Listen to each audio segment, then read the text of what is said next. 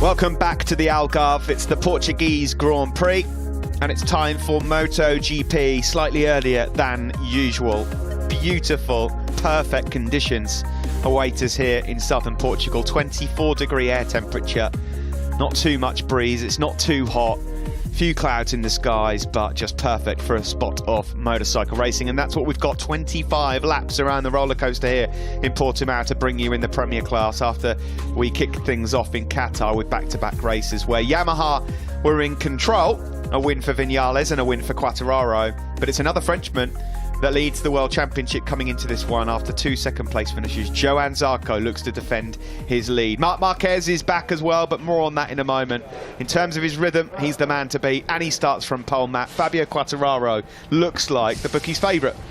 Yeah, it was a sensational Saturday for Fabio Quartararo. Fastest and consistent in FP3. Brilliant to top the timesheets in FP4. He looked by far the strongest in race pace in that crucial fourth practice session. He topped a pretty dramatic Q2 session as well after late penalties for Pecco Bagnaia and Maverick Viñales, who both set incredibly hot laps. But when all said and done, for the 11th time in his MotoGP career, Fabio Quartararo will start from pole position. Can he make it back-to-back victories, just like he did at the start of last season in Jerez? And all eyes, as we mentioned, will be on the returning Spanish legend, 8 times world champion Marc Marquez. Limited track time this morning in that 20-minute warm-up session, struggling with stamina and fatigue in that recovering right arm. Don't worry, folks, there's no problems with that recovering humerus bone. It's just all the muscles and tendons and ligaments that Marquez has not exerted to this extent over the last 9 months or so that are causing him the most problems. A few murmurings around in the Spanish media that he may have some lingering doubts about whether he'll finish today's 25-lap Grand Prix. But Marc Marquez is the ultimate adrenaline junkie, the ultimate racer. When the lights go out, you expect him to be right there fighting inside that top 6. Here is Miguel Oliveira, pole position to the race victory. No one could lay a glove on him when we came here in November. It's not been a similar story for him so far this weekend. A crash, also a fast one in qualifying yesterday, means the Portuguese rider, if he's to repeat those heroics, will have to do so from 10th on the grid. Yeah, under those leathers, the famous Red Bull KTM leathers, are hands and arms covered in bruises and scrapes. Also quite a lot of bruises and scrapes on the left leg as well for Miguel Oliveira. That big crash he had at turn 9 yesterday in qualifying has not been a repeat of the dream scenario here 4 months ago, last November, has it? A lot of work to do, as Steve said, from the head of that 4th row of the grid. He's got some fast company around him though. Pecco Bagnaia and Maverick Viñales, who both thought they qualified on the front row. They start next to the Portuguese man. Yeah, here is Maverick Viñales. So unfortunate not to have that lap counted, but they are the rules. Maverick 3rd in the World Championship. He won on the opening night in Qatar. He was unfortunate perhaps not to be on the podium in the second race as well. He's got brilliant pace, Maverick Viñales, but the big question, Matt, from the 4th row of the grid is how things go in the opening laps. Absolutely, yeah. I mean, it's very one line here, isn't it? I can't believe in Portimao. What a sight this is. Taka Nakagami, boy, has he been through the mill so far this weekend. If you joined us on Friday, a horrendous high-speed crash, over 250 kilometres an hour. He lost control of that LCR Honda going into turn 1. He's been left with all kinds of... Well, there's not really an inch on his body that's not in pain right now, Taka Nakagami. Missed a lot of track time yesterday after a couple of laps in FP3, struggling with the right shoulder pain. Sat out FP4, didn't qualify, starts from the back, but at least Taka Nakagami, the warrior spirit, he's going to give it a go in this 25-lap battle. 4 points on offer for Franco Morbidelli in the first 2 GPs in Qatar. There seems to be some reports that all is not well in the Petronas Yamaha garage at the moment. The harmony perhaps lacking a little bit, but Morbidelli loves this circuit. Keep an eye on the Italian here today. And Matt, we send our best regards. We know that he'll be watching the Martinator, Jorge Martin, get well soon. A horrendous crash yesterday. We hope to have him back in the paddock very quickly. Yeah, a violent high-speed crash at turn 7 yesterday morning for Jorge Martin. Fractures to a hand and to a foot. Let's hope it's a speedy recovery for Jorge Martin. Contrasting fortunes, the life and times of a MotoGP Grand Prix rider, isn't it really? 2 weeks ago, pole position and a famous podium in just his second start in Doha, and then unfortunately sidelined and out of action after that really big crash he had yesterday. Joan Mir, the world champion, comes into this one. Again, another rider with excellent pace. Podium pace, absolutely spot on. Maybe even the pace, Matt, to win. But again, he's mired down on the 3rd row. Yeah, and with this Portimao circuit being quite one line, very, very hard to overtake, you have to take big risks when you do run offline. We've seen a few riders offline, they've crashed this weekend. This was a taste of maybe what's to come moving forward into 2021 and beyond. Yesterday in Q1, Joan Mir and Marc Marquez had this little skirmish on circuit. They both, no great surprise, had contrasting opinions. Marc Marquez said, hey look, my physical condition means I need to follow somebody around this Algarve International circuit to get some kind of reference. He just so happened to pick the reigning world champion as his first victim. Clearly there's a bit of psychological warfare going on early doors. It looked like Mir took the bait, to be fair, as well, but yeah, keeps the media boys happy and them girls in the press room, doesn't it? Yeah, it does. Yeah, there's been a few wooden spoons stirring the pot, shall we say, regarding that one, but there's a few snipes already on the return of Marc Marquez. Here's the man though, leading the World Championship, Pramac Ducati's Johann Zarco. If you cast your minds back to November as well, Matt, when he was on the 2019 Ducati in the Sponsorama colours, he started the race off spectacularly here in Portugal, but faded. I don't think he'll fade today. No.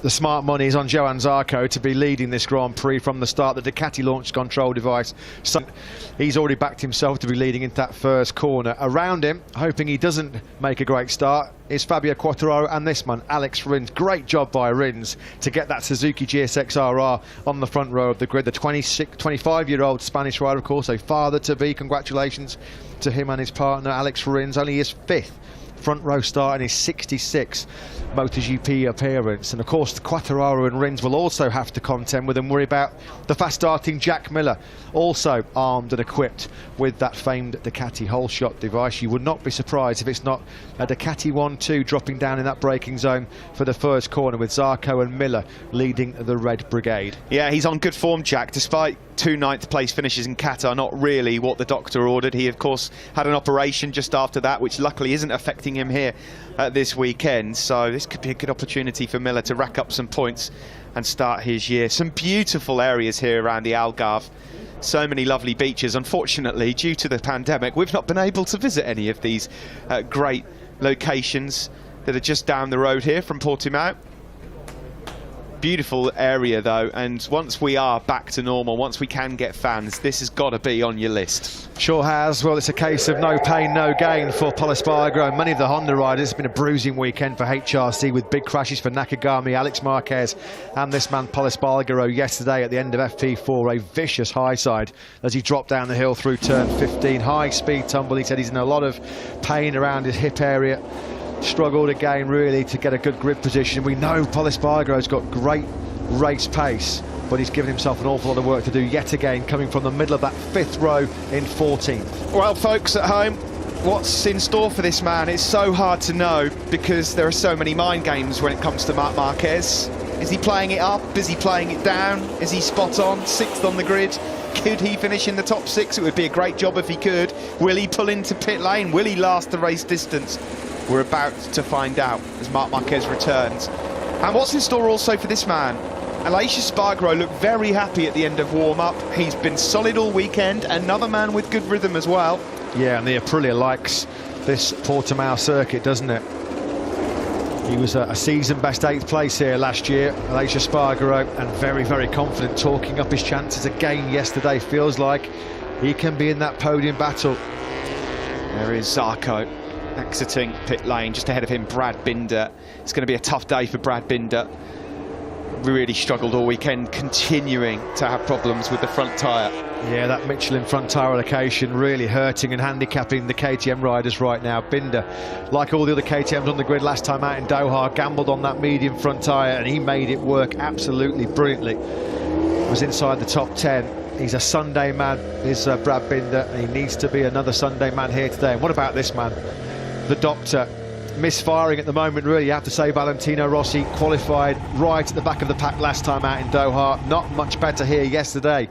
Middle of the 6th row for Rossi, down in 17th place, and clear worrying signs coming from Rossi himself, not just the Rossi camp, about his lack of competitiveness at the start of this 2021 season. He expected to be much stronger.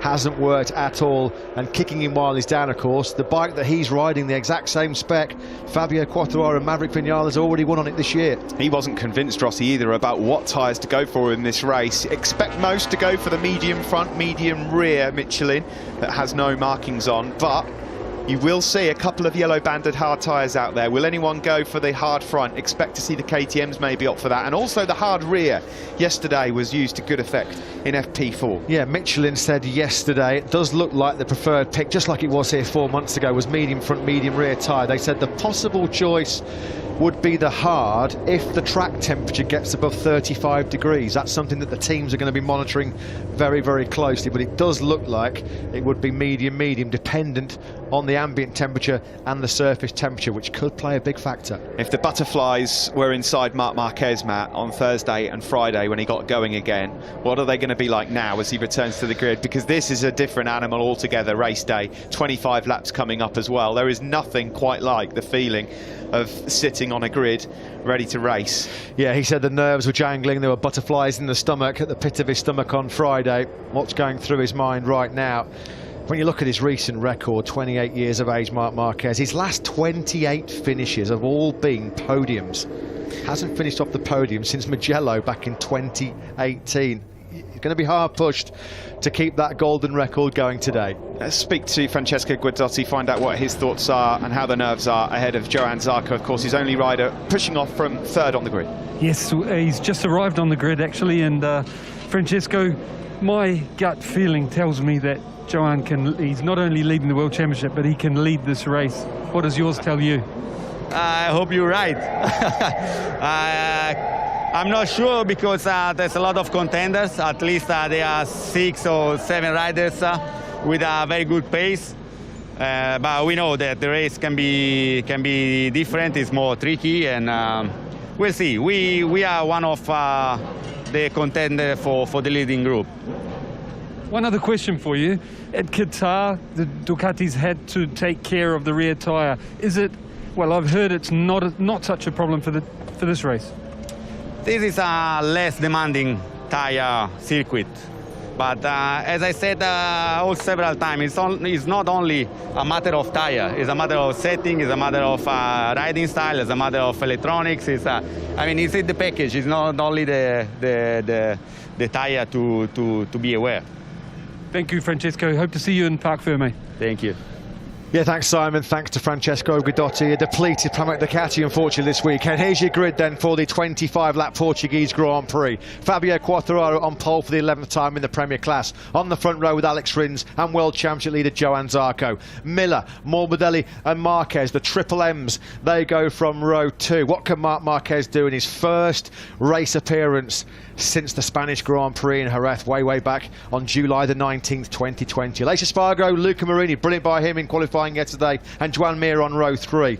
2020 Portimao winner Miguel Oliveira goes from the head of row 4. He's just ahead of Bagnaia and Vinales. Alex Marquez, Pol Espargaro and Brad Binder, they go from row 5 ahead of Bastianini, Valentino Rossi down in row 6 as well, with Danilo Petrucci, and then Leccaona, Lorenzo Savadori and the battered and bruised Taki Nakagami.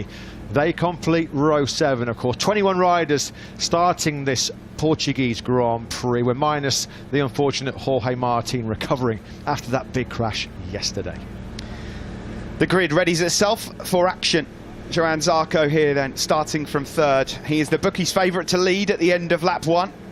I'd probably put my money on that as well as he heads down into turn 1. In a moment, though, the Formula 1 and MotoGP paddock are about to unite. Great this, to be able to connect up with our friends over in Imola. Of course, their Formula 1 race taking place shortly, to honour a minute of silence in both paddocks for the Imola-born Fausto Grissini. A fantastic moment for both sports, and we'll leave it there.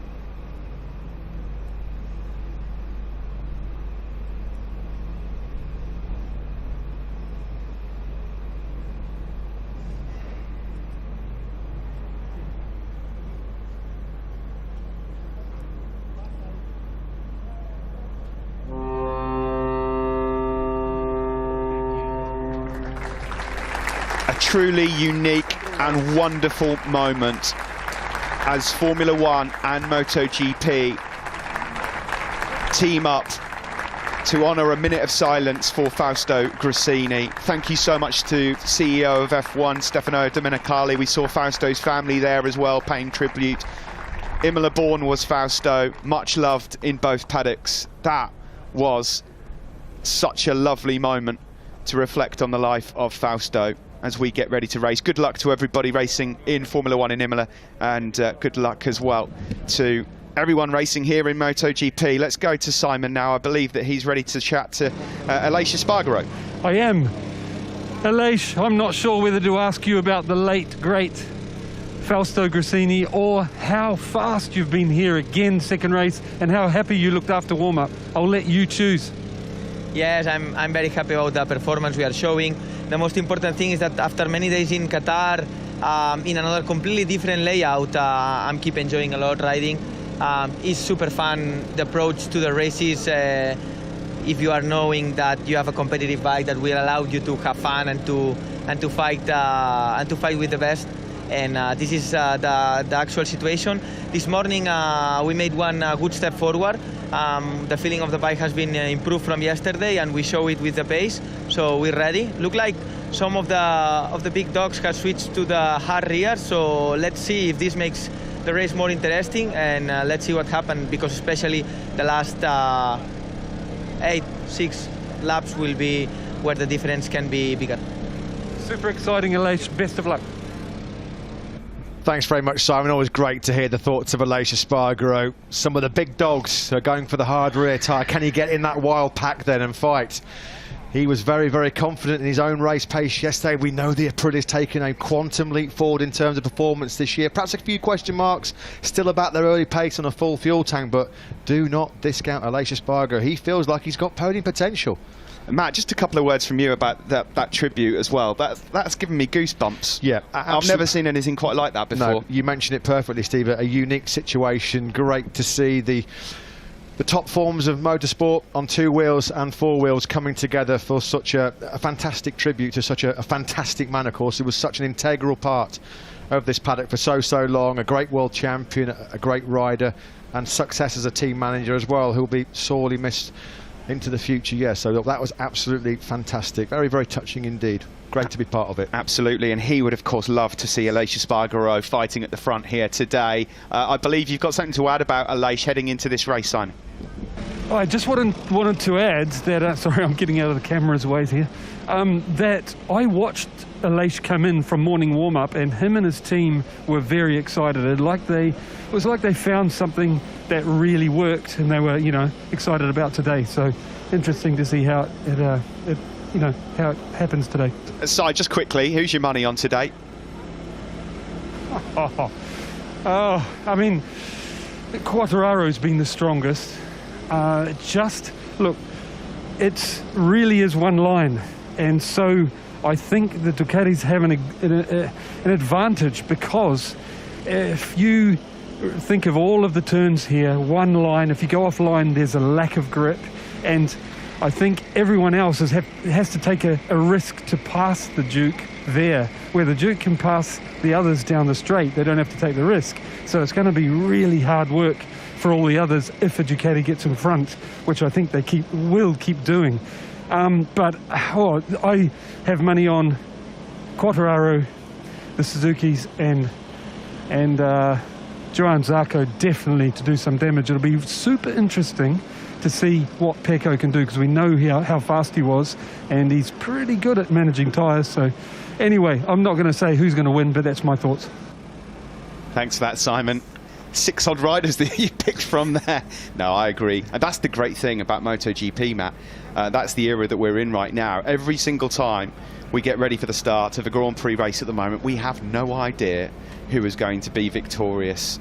There is some very, very interesting tyre news, Steve, emerging from the grid. It looks like, maybe with that little bit of extra ambient temperature and track temperature, Fabio Quartararo's going for the hard rear tyre. He looks like one of the main men at the front of this battle that's gone for the hard rear. Now, he did run it in FP3 and FP4 yesterday, and he was very, very confident. He was kind of torn when you spoke to him in the press conference last night, wasn't he, Steve, about whether it would be the medium and hard. But crucially, he said, doesn't really bother him that much because he was super fast and consistent on both. He actually was out on warm-up, wasn't he, on the hard rear as well.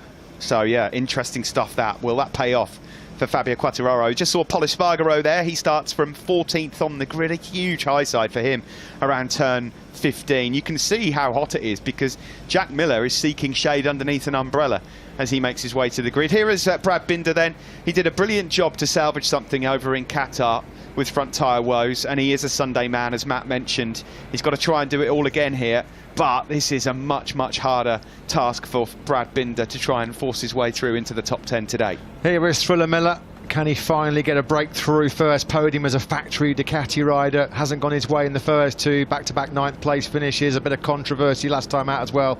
Tangling at high speed in the final corner with Joan Mir after they'd rubbed shoulders and fair rings a little bit earlier on that lap 10. Let's pop back down to the grid and speak to Simon Crafar, who I'm delighted to say is joined by Wilco Zeelenberg. It looks like it might be a tough day for Valentino Rossi down in 17th place on the grid, but hopes of Franco Morbidelli repeating his Portimao podium from last November. He starts from 5th. What are Wilco's thoughts, Simon? Yeah, we're about to find out. Wilco, it looks like the old Frankie's back. Whatever reason, it knocked him about at Qatar on the second row. What do you think he can do today? Very good question, Simon. The package is really tight again, as you saw. Everybody is in the low 40s, 39s, I expect, for the race. But 6, 7, 8 riders can do that. So it all depends a bit on the first couple of laps, how the bike feel when the fuel load is there. Because on the end they will all be fast, but in the beginning it's difficult with this bike to go fast and directly low 40s. And I think that's going to make the difference.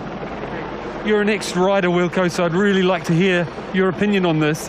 I was saying to the guys online here that the Ducati has a bit of an advantage on the straight. They can pass, and it's so much harder to pass in the infield here because of the one line. What do you think? Yeah, that's correct, but we saw last year's race when Jack was on Franco's ass the whole race, and he had a fantastic exit out of 14, Franco, so we even were not able to catch him on the main straight. So that's the challenge again. We have to have a very good exit from 14 and 15, so we have a little bit of a gap, and they are able to get close, but not past. Wilco, thank you for your thoughts. Thank you. Yeah, thanks very much to Wilco Zeelenberg there, and thanks, Simon, as well. So there are the two Frenchmen. They were 1 and 2, singing away to Les Marseillaise on the podium. Oh, Matt, will it be the same again? Also, this could be actually the first time they properly stand toe-to-toe, because whilst they came across each other in the race, it was very, very brief. Yeah, not a bad singer on the podium, was he? Banging out the Marseillaise. Johann Zarco, we know he's a very accomplished piano player and guitar player. Maybe there's a career in cabaret beckoning for him after his MotoGP career. Franco Morbidelli then, desperate to ignite his 2021 MotoGP season after two very disappointing and rather underwhelming performances, you have to say, in the Qatar doubleheader. What can he do from 5th place? He says if it's a group race, he may well be in trouble.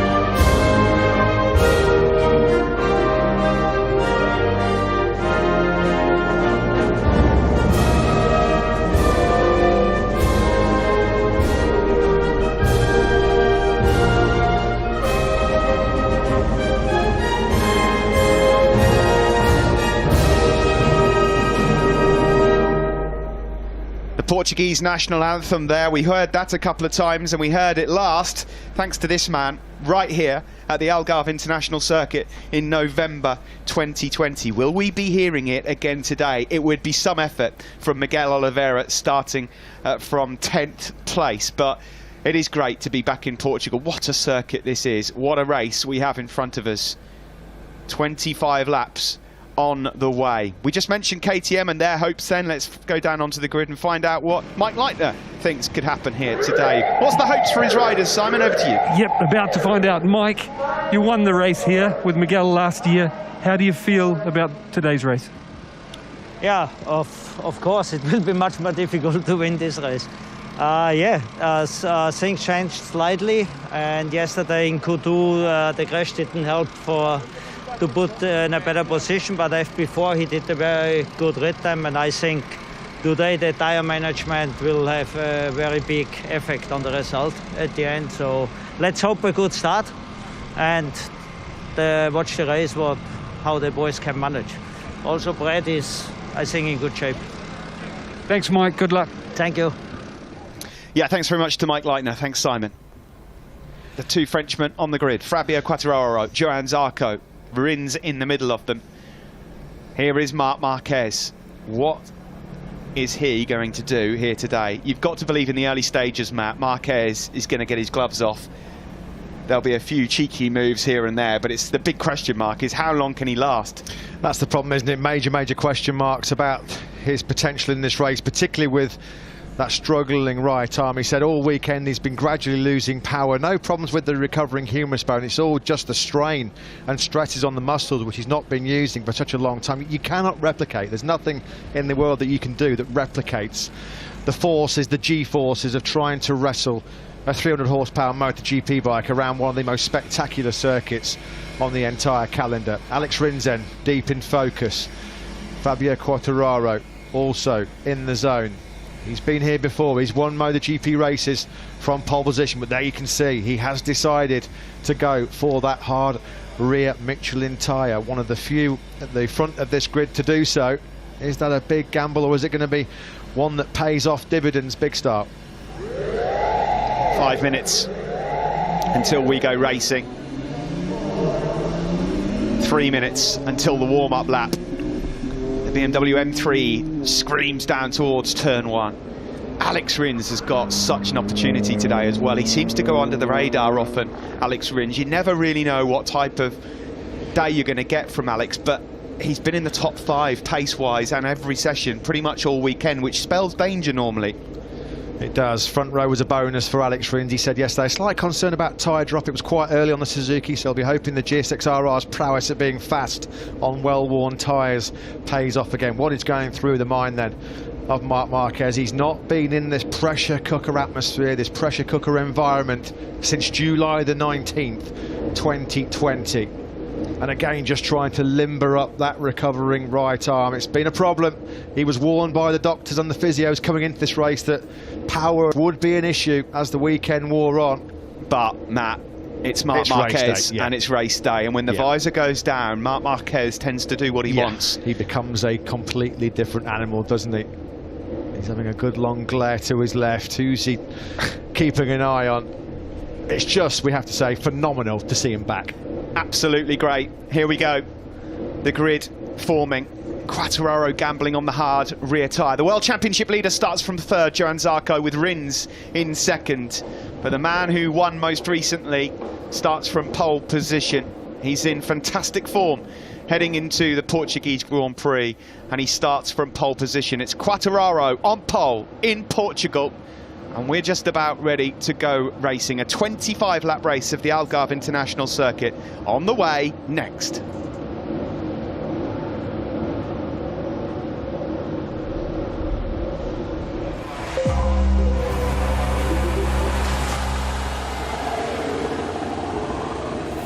It's time for MotoGP to rumble at the roller coaster. 25 laps of the famous Algarve International Circuit in Portugal. Pole position yesterday for flying Frenchman Fabio Quartararo. Can he make it back-to-back wins? Can Yamaha start a MotoGP season with 3 wins in a row for the first time since 2010? Alex Rins and Johann Zarco, the World Championship leader, on the front row. Jack Miller, Franco Morbidelli on the podium here last November.